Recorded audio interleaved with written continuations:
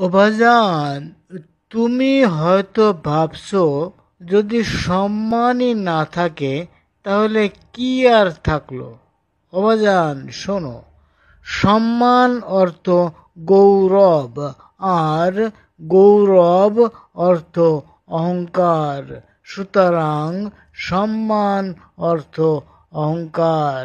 যার যতটুকু সম্মানবোধ সে ততটুকুই অহংকারী।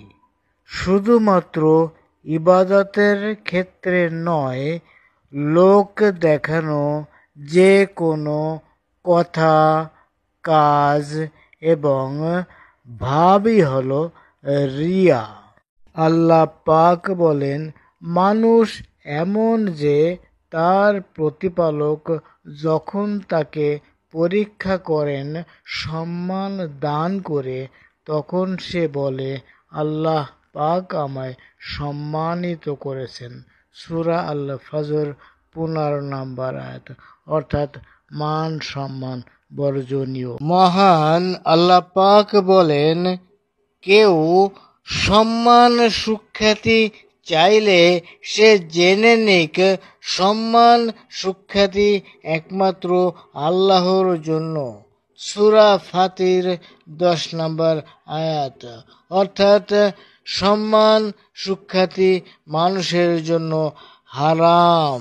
মানুষের জন্য সম্মান হারাম।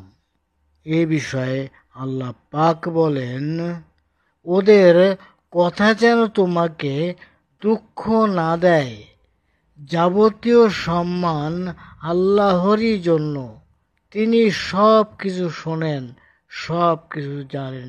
সূরা ইউসুফ 65 নম্বর আয়াত।